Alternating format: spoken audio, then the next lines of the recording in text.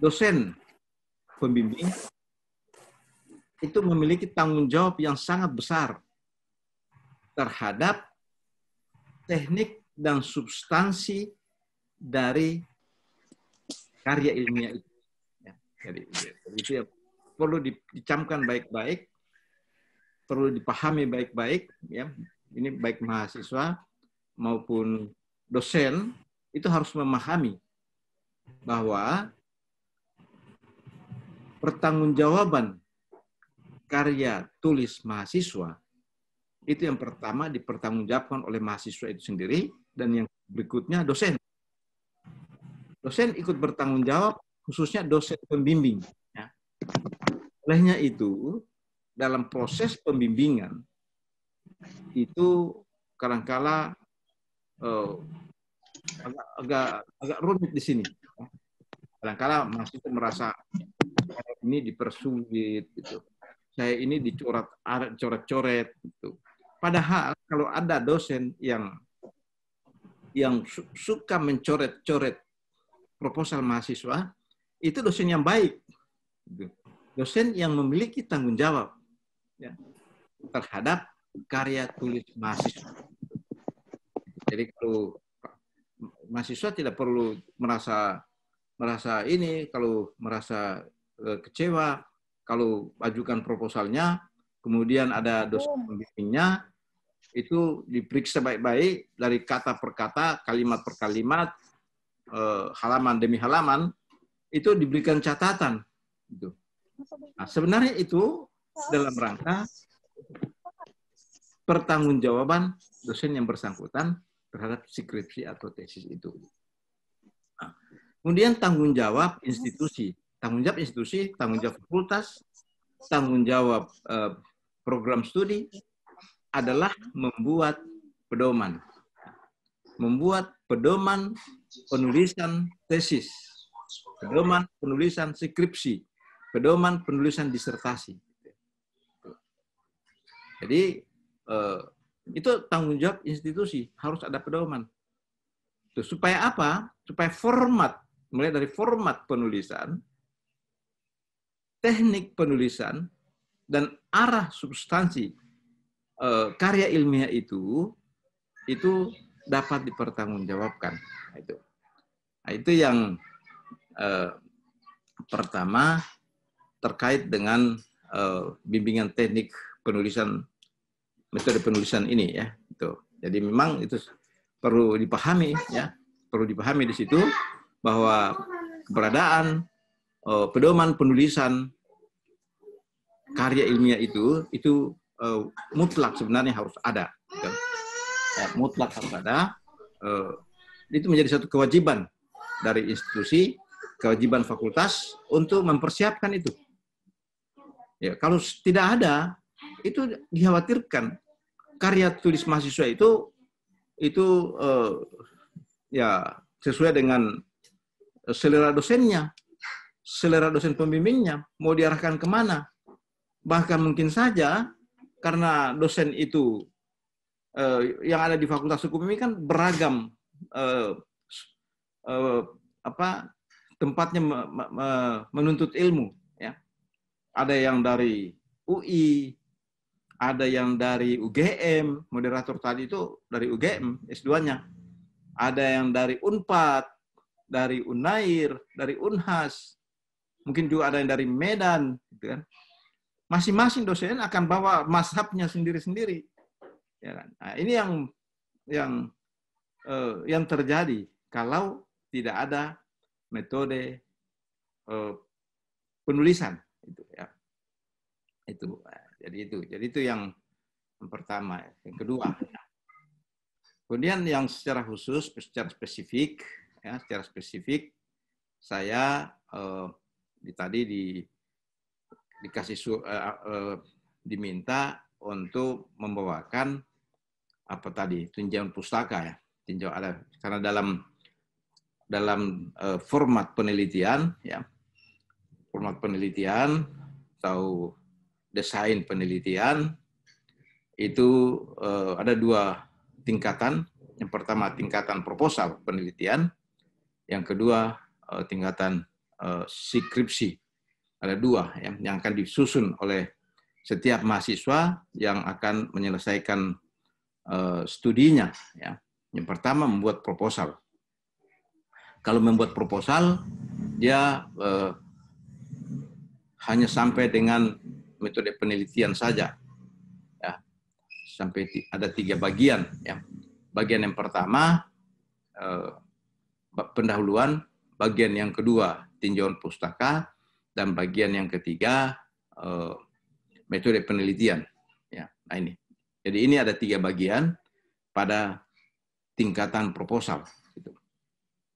Nah, kalau hasilnya nanti, kalau tingkatan hasil maka menjadi 4 bab, ya, 5 bab ya, menjadi 5 bab. Bab 4 hasil penelitian dan bab 5 penutup. Ya. Penutup itu biasanya di situ ada kesimpulan, ada saran. Ya, baik. Saya tadi fokus saja di tinjauan pustaka.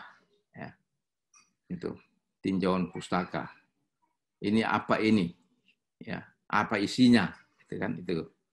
Apa isinya tinjauan pustaka ini? Gitu. Di dalam tinjauan pustaka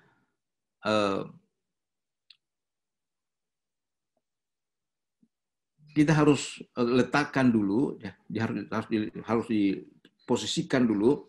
Saya mau menulis skripsi atau mau menulis tesis, nah, itu. Karena ini mungkin faktor secara kebetulan. Ilmu hukum itu punya struktur. Ya. Ilmu hukum ada struktur legal philosophy, legal theory, dan legal dogmatis. Nah, itu. Jadi mungkin ini secara kebetulan. Dalam struktur ilmu hukum ada strukturnya filsafat hukum, teori hukum, dan dogmatika hukum. Kenapa saya bilang itu mungkin secara kebetulan? Karena ada jenjang pendidikan sarjana hukum, magister hukum, dan doktor ilmu hukum. Nah, itu. Kalau di tingkat dari 3 struktur ilmu hukum ini, di tingkat strata 1, itu tingkat strata 1 itu dia akan dia akan posisikan skripsinya banyak berorientasi pada tataran dogmatika hukum. Itu. Jadi kalau di tingkat S1 itu banyak berorientasi pada tingkat dogmatika hukum. Tapi tidak berarti tidak bisa dia naik pada teori hukum. Kalau mahasiswanya mampu menulis skripsi sampai pada tataran legal teori, saya kira itu lebih bagus, lebih baik. Ya.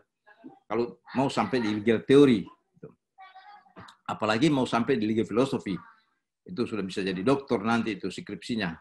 Bisa dibawa sampai jadi doktor. Kalau nyusun skripsi sampai pada legal philosophy. Nah, pada tataran legal dogmatik itu apa yang dibahas atau apa yang menjadi materi muatan legal dogmatis itu ya. Nah, di dalam legal dogmatis itu memang itu lebih berorientasi pada memberikan pengertian dan pemaknaan dari hukum. Nah, itu. Jadi dalam tataran legal dogmatis itu banyak lebih ditekankan pada pengertian, pemaknaan dari hukum itu sendiri. Nah, ini terkait dengan skripsi yang Anda menulis itu dalam tinjauan pustaka. Nah, di situ apa isinya? Gitu. Ya. Di situ ada pemikiran-pemikiran filosofi tentang hukum, ada pemikiran-pemikiran teori tentang hukum, dan konsep-konsep hukum.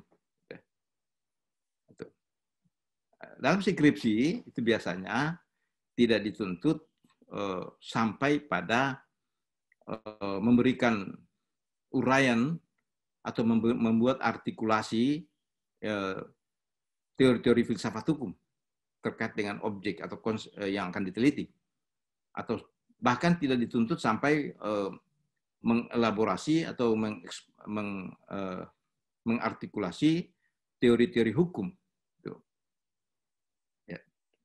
Cukup ini dituntut mahasiswa sarjana hukum itu dituntut untuk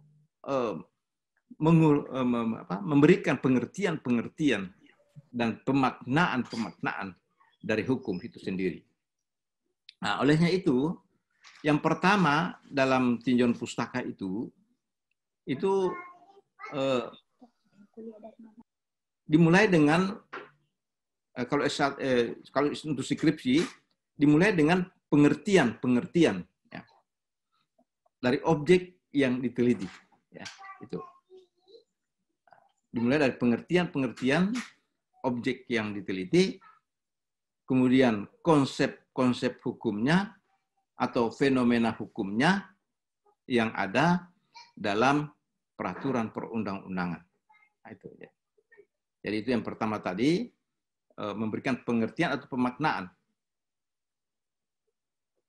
dari hukum, ya.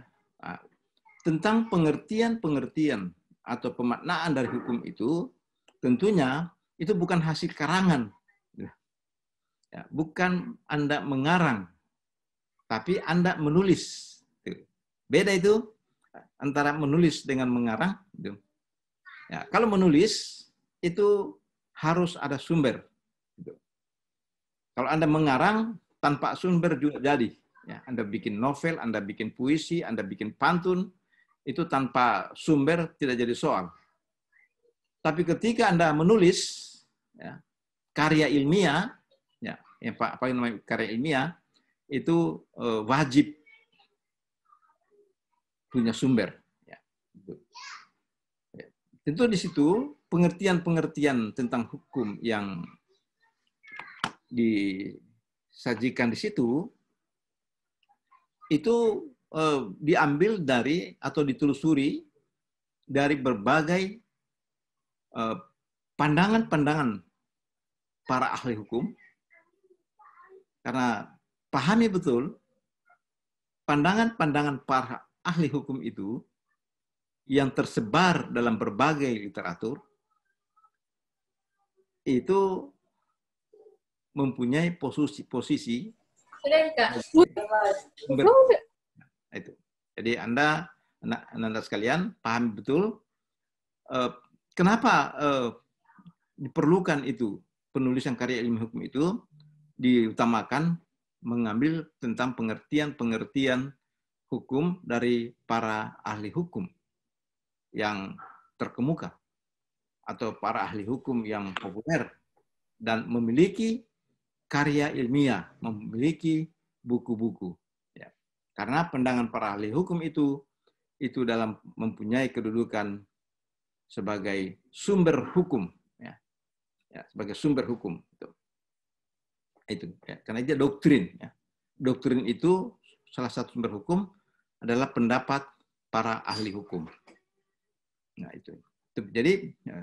Tapi sebaiknya sebelum menguraikan tentang pengertian-pengertian hukum atau pemaknaan tentang hukum yang diambil dari berbagai pandangan para ahli itu, di dalam penulisan skripsi itu ada baiknya Anda memberikan pengertian dulu tentang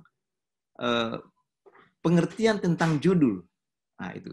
Misalnya saja Anda menulis tinjauan hukum terhadap penegakan hukum tindak pidana korupsi. Nah, itu.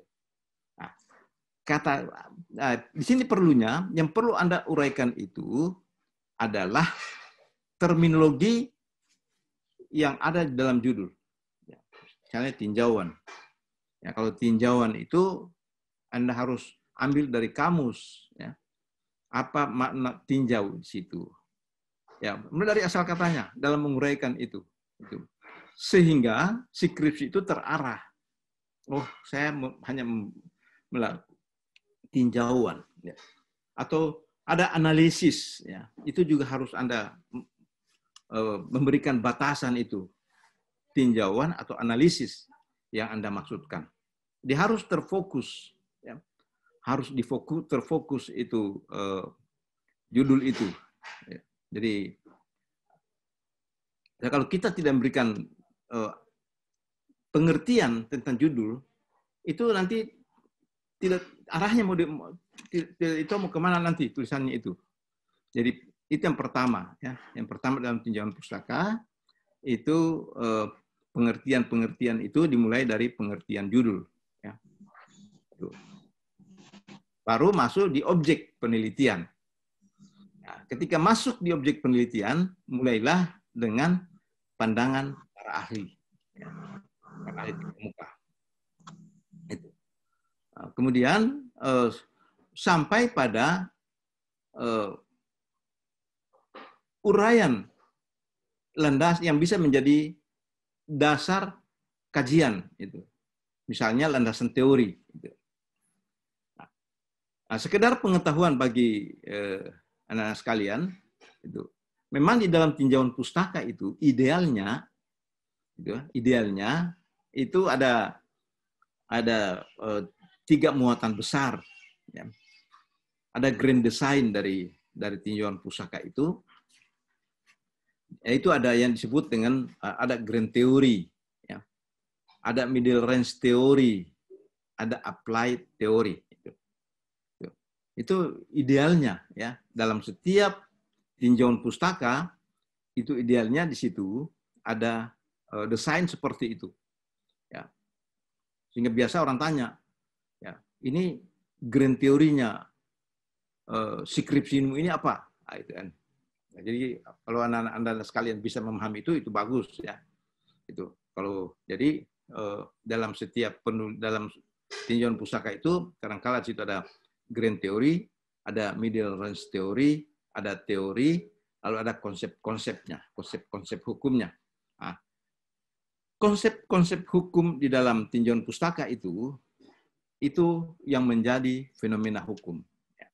Jadi Anda nanti perhadapkan, silah diperhadapkan antara, dibentur-benturkan antara pandangan-pandangan para ahli yang Anda uraikan dengan konsep-konsep hukum atau fenomena-fenomena hukum yang ada di dalam peraturan perundang-undangan.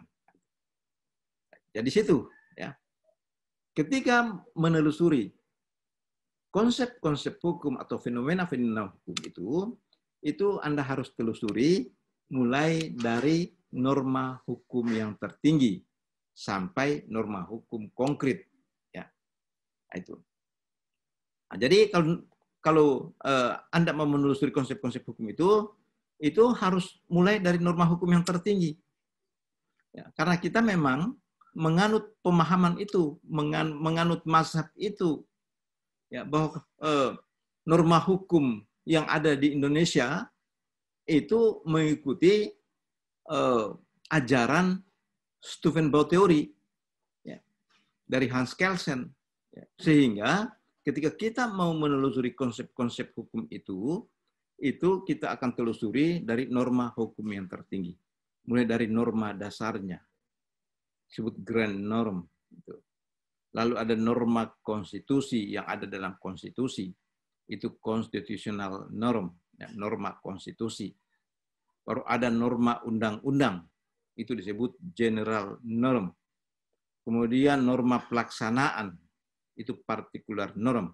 Baru banyak norma-norma konkret. Nah, itu yang disebut yang particular concretized norm. Nah, ini ditelusuri ini, ya. Sehingga itu kelebihannya karya ilmiah hukum sebenarnya itu agak tebal-tebal itu kalau kita menulis karya ilmiah hukum, karena kita harus telusuri fenomena hukumnya, kita telusuri konsep-konsep hukumnya mulai dari norma hukum yang tertinggi sampai norma hukum yang konkret, yang terendah. Nah, itu muatan dari tinjauan pustaka itu. Minimal di situ. ketika Anda mau menulis tinjauan pustaka, itu tadi saya katakan dimulai dari pengertian-pengertian tentang hukum, ya.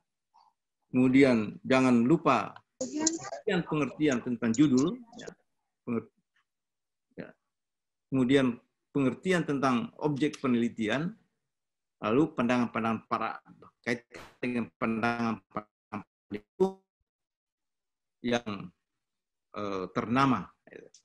Itu. Tapi syaratnya mengambil pandangan ahli hukum itu, ya dia harus punya karya ilmiah, ya. Harus ada minimal punya buku, ya. Diambil dari buku, tidak diambil dari waktu memberi kuliah, ya, itu. Ya karena pada saat Anda mengikuti kuliah, yang memberikan kuliah itu dianggap sudah ahli hukum juga, gitu kan? Kalau dia jadi dosen sudah minimal 15 tahun, itu dianggap sudah bisa dipandang ahli hukum itu. Tetapi untuk diambil pendapatnya untuk Anda masukkan di dalam skripsi, itu jangan ambil dari catatan kuliah. Ambil, harus ada bukunya. Harus ada bukunya, atau mungkin ada karya ilmiah yang sudah terpublikasi, baik secara nasional maupun internasional. Ya, karena banyak dosen-dosen di Fakultas Hukum itu, mereka sudah punya publikasi karya tulis ilmiah, baik dalam bentuk buku maupun jurnal-jurnal, baik jurnal nasional maupun jurnal internasional. Anda bisa telusuri lah itu. Karena sekarang paling mudah, ya, Anda menelusuri. Ya misalnya saja Anda menelusuri moderator tadi, moderator sudah punya karya apa, itu sudah pernah jadi apa, Anda tinggal tanya Mr. Google saja, ya. Itu paling mudah, ya, paling gampang itu. Nah, kemudian berikutnya yang saya harus sampaikan di sini, pengutipan, ya, pengutipan sumber.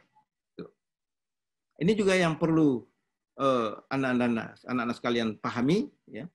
Semakin banyak sumber yang Anda gunakan, semakin banyak kutipan yang Anda gunakan dalam karya tulis ilmiah, itu semakin baik. Nah, itu. Jangan merasa ini ada biasa mahasiswa itu karena dia punya kemampuan mengartikulasi ide-idenya dalam bentuk tulisan, itu ada yang bisa, gitu. Tapi dia belum bisa berpendapat sendiri. Itu. Jadi olehnya itu untuk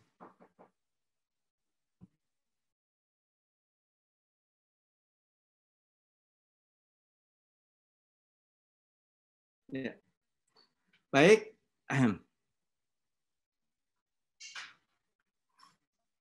Untuk pengutipan, ya semakin banyak referensi yang Anda gunakan, semakin banyak buku yang Anda gunakan, semakin banyak kutipan, itu semakin baik karya tulis itu. Ya, semakin banyak. Artinya apa? Itu berarti semakin bisa dipertanggungjawabkan di mana sumbernya.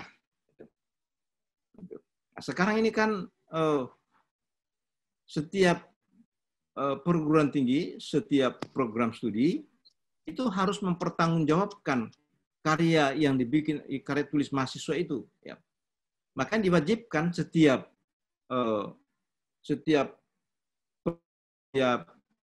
program studi itu wajib memiliki alat dan pelacakan plagiarisme.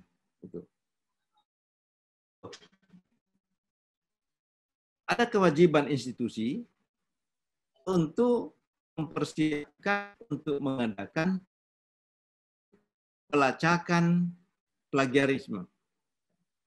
Apakah skripsi atau karya tulis mahasiswa itu tidak mengandung unsur plagiat?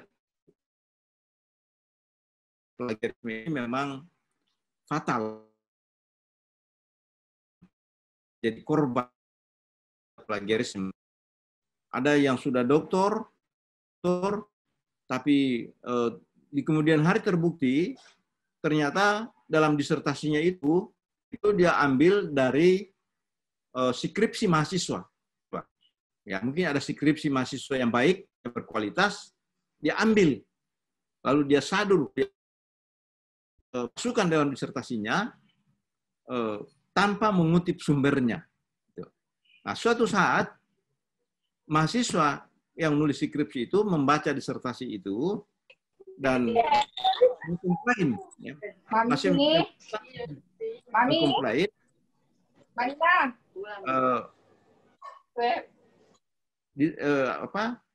terganggu. Jadi mahasiswa melakukan komplain terhadap karya tulisnya, terhadap disertasi yang bersangkutan, disertasi tadi, itu kemudian direspons, apa akibatnya? Doktor yang bersangkutan itu dibatalkan. Nah, itu bahayanya plagiarisme. Olehnya itu hati-hati sekali anak-anak sekalian ketika melakukan pengutipan sumber. Jadi sumber itu harus jelas, ya. Itu ya, harus jelas sumbernya, dari mana sumbernya ketika Anda menulis itu. Di dalam pengutipan sumber, nah ini, jadi di dalam pedoman penulisan, karena masing-masing perguruan tinggi punya style, ya, dalam mengutip sumber, punya gaya sendiri. Ya. Nah, kalau kita di Fakultas Hukum ini, selama ini ada dua style, ada dua gaya penulisan itu, ya, pengutipan.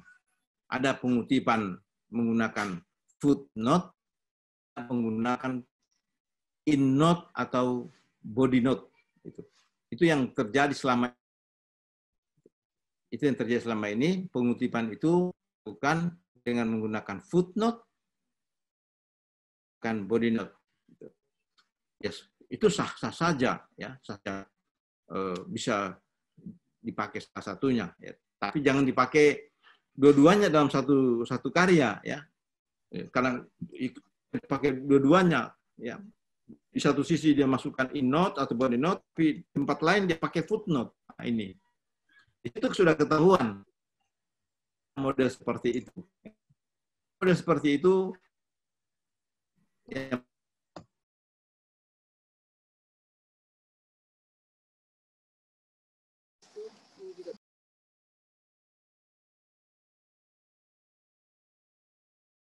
ada body note atau in note, maka itu jadi salah satunya saja.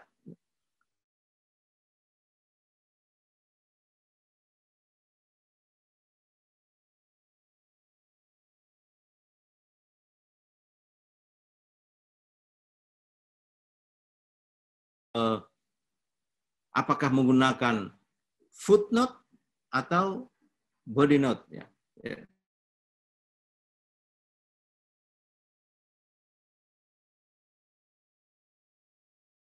Ada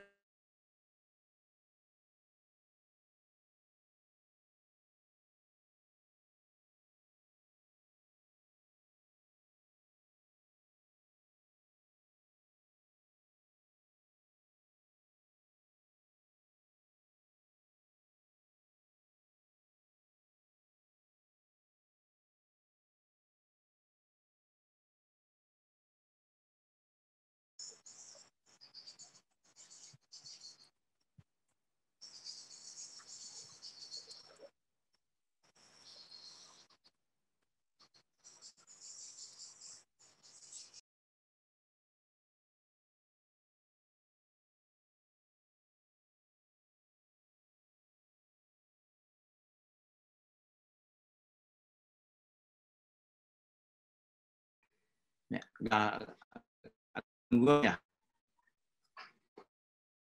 Moderator, ada gangguan?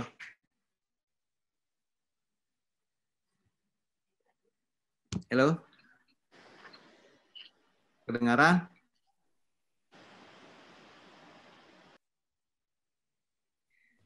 Rizky? Halo?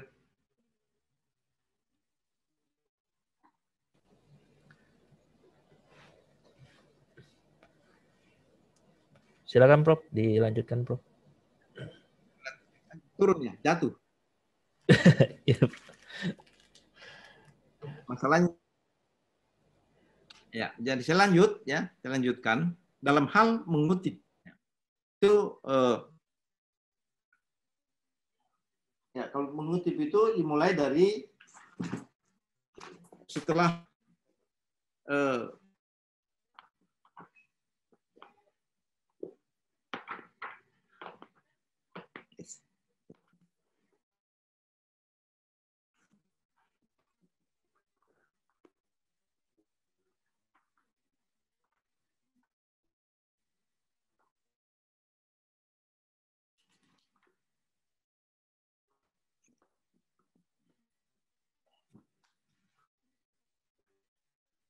ya, jadi halo. Iya Prof, lanjut Prof. Pada saat mengutip pendapat yang memiliki buku ya, dalam buku itu bisa peletakan kutipannya itu bisa terakhir, bisa di depannya. Misalnya saja muinfah dikutip di situ, baru uraikan pendapatnya. Bisa juga muinfahmal, kemudian di pendapatnya ditulis, lalu di ujung diletakkan. Itu bisa seperti itu. Letakkan bisa di depan, bisa setelah terakhir. Dari nama, ya, kemudian judul buku, ya, penulis, judul buku, penerbit, tahun, halaman. Nah, itu ya. Itu. Jadi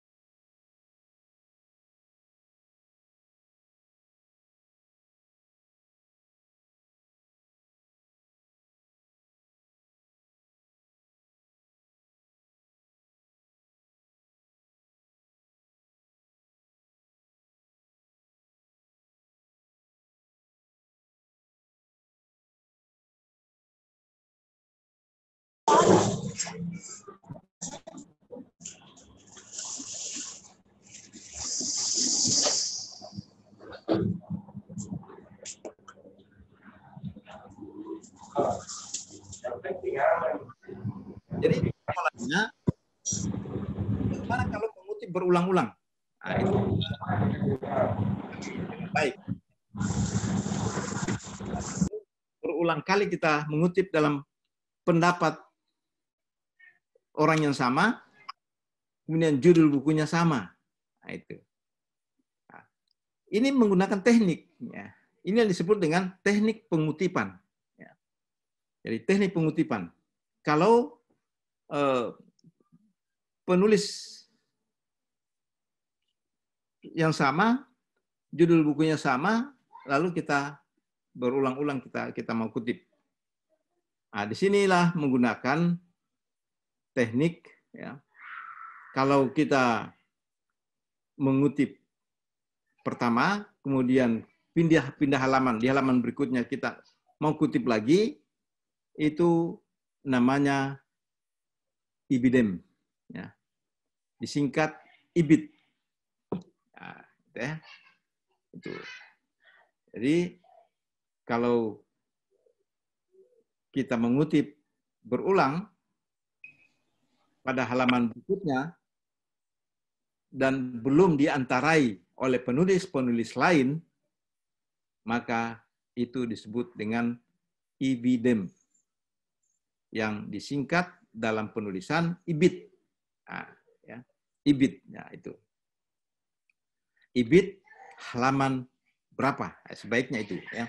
Sebaiknya dicantumkan. Ada juga kalau pembimbing tidak usah dicantumkan kalau ibid. Ya, tulis saja ibid. Nah, itu tergantung selera. Biasa ada Ada dosen tidak harus cantumkan halamannya biar jelas itu kan itu.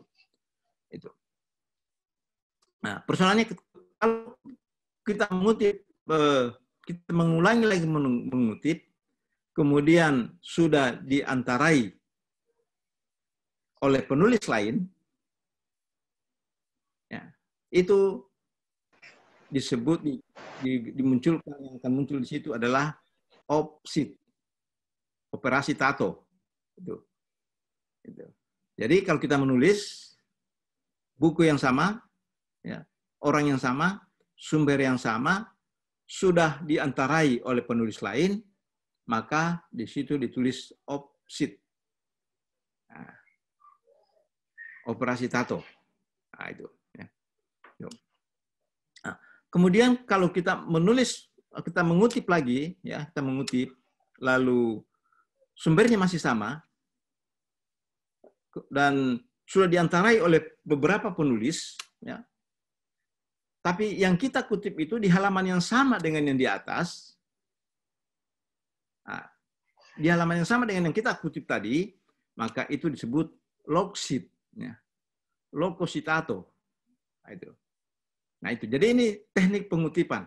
Ya, supaya tidak mubazir diulang-ulang itu pendapat dan judul bukunya. Jadi gunakan itu ibidem, gunakan OPSIT, operasi tato, dan logositato. Logsit. Nah, itu. Itu keunggulannya dari atau kelebihannya dari catatan kaki itu. Nah, di samping itu catatan kaki juga itu kita bisa membuat artikulasi terkait dengan yang kita kutip. Itu lihat di halaman di kolom footnote itu masih bisa kita tambah catatan. Nah, itu tidak sama dengan kalau in-note atau body note, ya. Kalau in-note atau body note itu ya sudah di situ, setiap kita menulis langsung kita tulis tahunnya, dan halaman. Itu. Nah, tapi ya itu untuk body note, ya.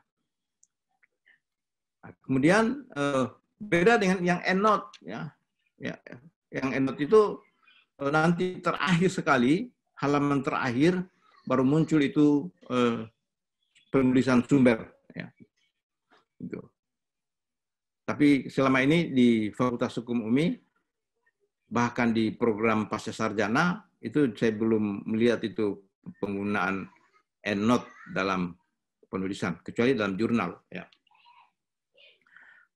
Itu. Kemudian yang berikutnya, yang perlu saya sampaikan adalah penulisan daftar pustaka. Nah, ini. Nah, penulisan daftar pustaka itu juga tidak sembarangan. Nah, ini ya. Tidak sembarangan itu penulisan daftar pustaka. Ya, kalau skripsi itu sebenarnya minimal 20 sampai 30 buku minimal itu ya. Itu kalau skripsi sampai 50 juga tidak apa-apa, ya. Karena sebagaimana disampaikan tadi, semakin banyak sumber yang digunakan dalam penulisan, itu semakin bisa dipertanggungjawabkan. Nah, dalam penulisan daftar pustaka, di situ pertama itu sebaiknya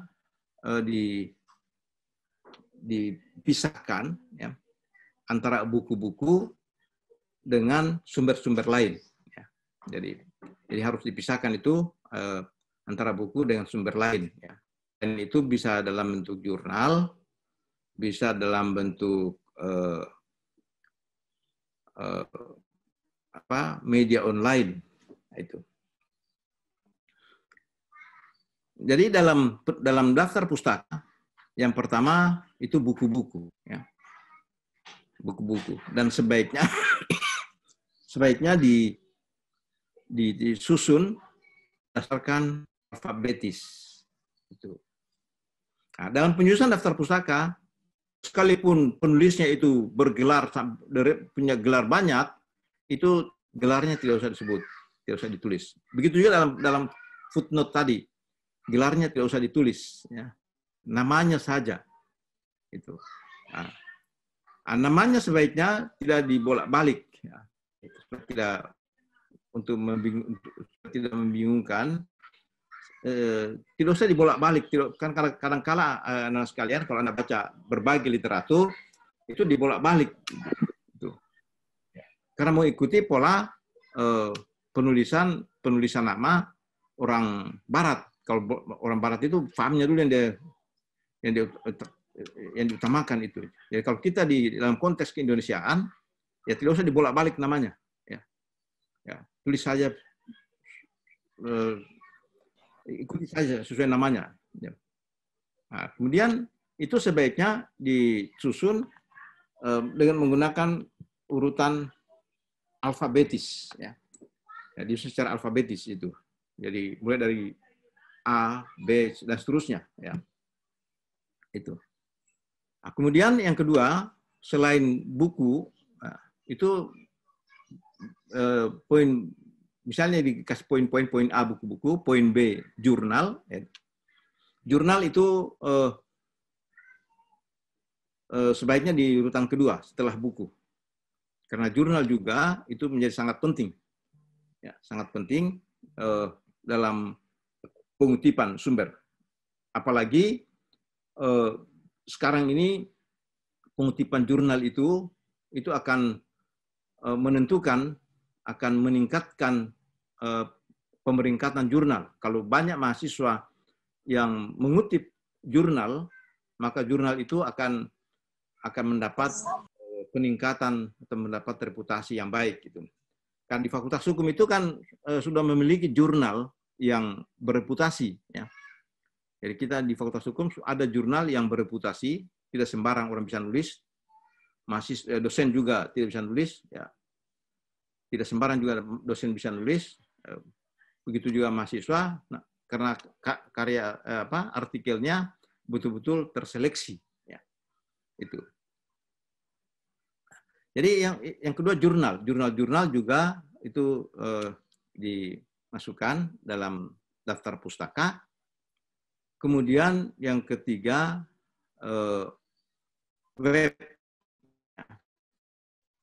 web juga bisa masukkan dalam sumber-sumber lain. Jadi itu yang terkait dengan daftar pustaka. Ya, sekali lagi, saya kembali, beda ketika Anda menulis footnote dengan daftar pustaka. Ketika Anda menulis footnote, itu dimulai dengan nama, judul buku, penerbit, tahun, halaman. Di daftar pustaka tidak ada halaman. Nah, penulisannya mulai dari nama, kemudian tahun, baru judul buku dan penerbit. Nah, itu. Jadi ada bedanya tuh. Jadi ada bedanya di situ. Kalau dalam daftar pustaka itu dimulai dengan nama penulis, kemudian tahun penerbitan, judul buku, penerbit. Di dalam footnote tadi dimulai dari nama, judul buku, tahun, penerbit, tahun, halaman. Jadi itu yang di dalam daftar pustaka agak berbeda dengan penulisan dalam footnote. Yaitu. Iya, saya kira itu ya yang bisa saya sampaikan. Ya. Saya kembalikan ke moderator. Baik, terima kasih untuk narasumber kita yang luar biasa hari ini, Bapak Profesor Dr. Haji Laude Hussein, SMH. Jadi penekanannya tadi beliau adalah secara umum tinjauan pustaka itu bisa menggambarkan ya, mendeskripsikan sebaik apa proposal atau skripsi yang adik-adik mahasiswa susun gitu ya. Jadi dia mencerminkan aspek keilmiahannya.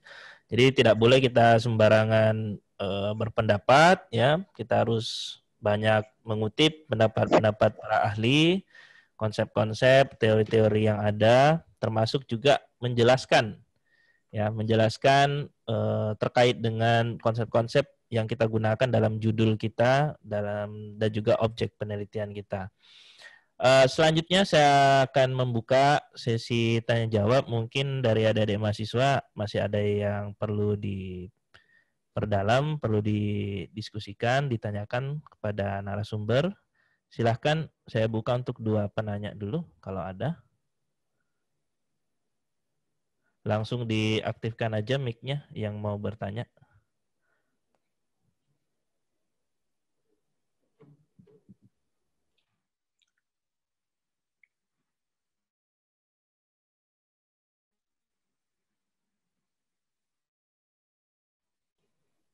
Ya, silakan. Ada? Nggak ada ya? Berarti sudah jelas. Saya, Kak. Siapa? Oh, Arneta. Ya, silakan. Ya.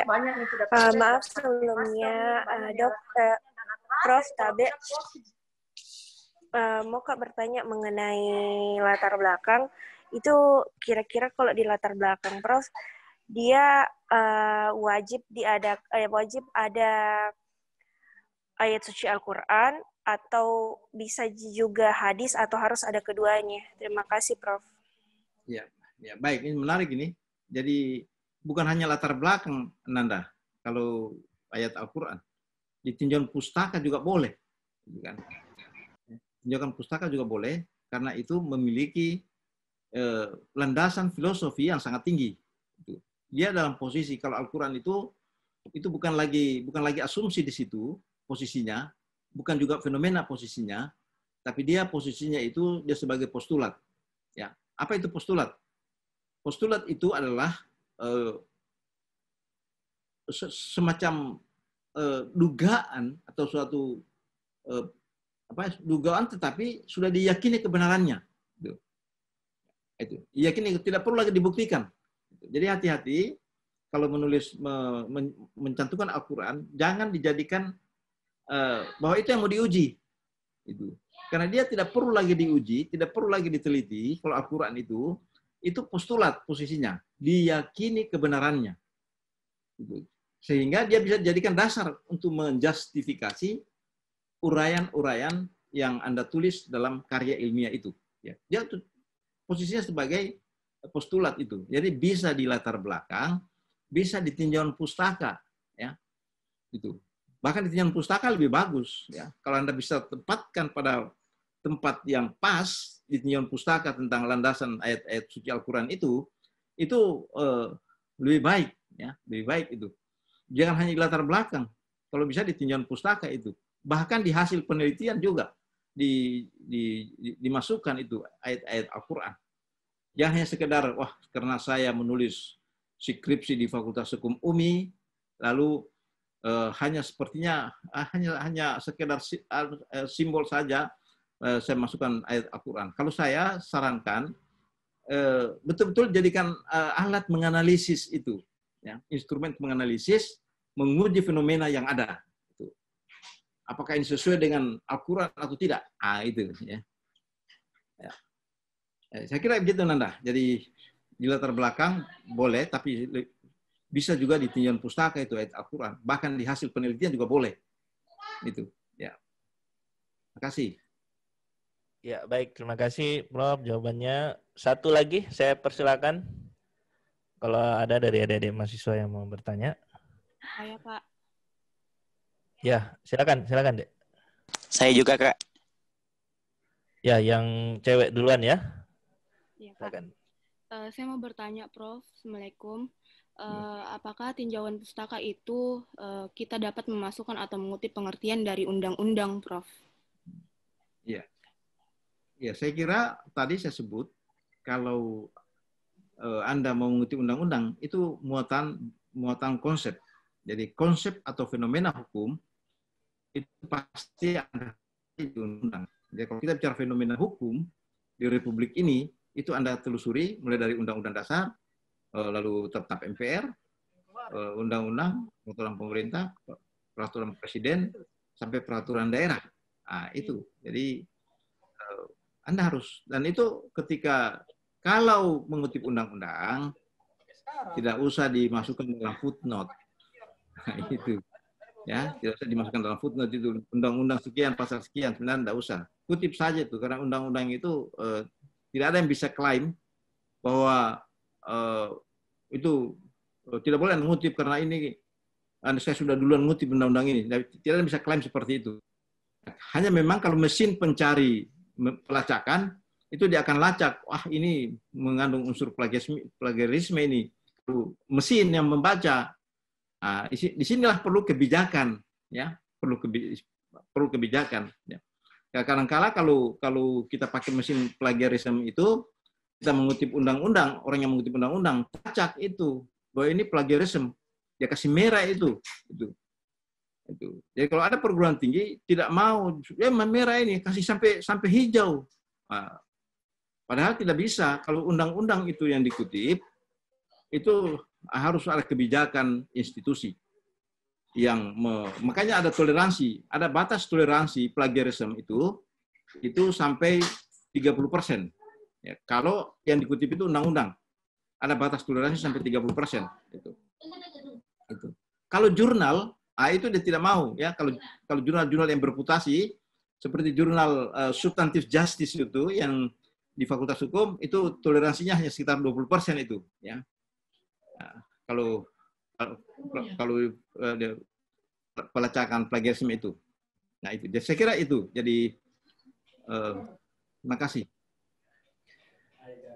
Ya, izin satu lagi mungkin Prof. Adinda Ya, kita mau bertanya Prof. Ya, terakhir silakan Saudara Fitra. Baik, bismillahirrahmanirrahim. Assalamualaikum warahmatullahi wabarakatuh. Terima kasih atas kesempatannya oleh moderator kita, yakni Kakanda Rizky Ramadhani, salah satu dosen muda yang menurut saya cukup sangat memberikan teladan bagi kita semua. Dan Tabek Prof, saya ingin bertanya kepada Prof untuk penyajian materi pada siang hari ini terkait masalah cara mengutip Prof. Ya. Nah, ada beberapa literatur yang sempat saya jumpai terkait masalah cara mengutip. Ada beberapa juga literatur yang menggunakan teknik masalah off-cheat, lock-cheat, dan beberapa teknik-teknik yang lainnya. Namun ada juga literatur yang ketika literatur itu mengutip, dia hanya sebatas menerangkan namanya saja, Prof. Apakah kita harus menerangkan dalam hal ini off-cheat, atau kita cukup mengikuti perkembangan aturan yang baru, Prof? Cukup menerangkan namanya saja, beserta dengan halaman seperti itu, Prof. Dan yang kedua, baik. Prof. Saya kira, ya. Terus. Baik, Prof. Dan yang kedua, Prof, apakah dalam suatu pengutipan bisa kita tambahkan beberapa sedikit asumsi misalnya ataupun beberapa sedikit hipotesa terkait masalah beberapa keterangan-keterangan yang akan kita kaji di skripsi ataupun penulisan ilmiah seperti itu, Prof. Terima kasih, Prof.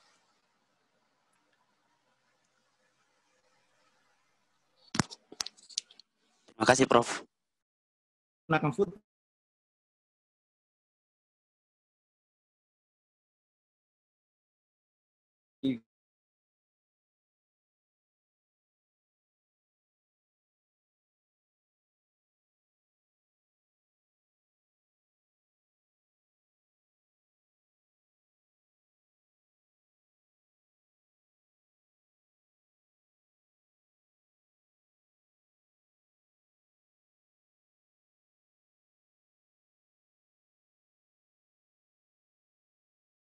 Ya, saya kira begitu. Jadi pertanyaan yang pertama tadi, ikuti pedoman di Fakultas Hukum. Ya, kalau seperti apa pedomannya, ikuti pedomannya. Ya, karena memang banyak versi dan semua itu tidak bisa disalahkan.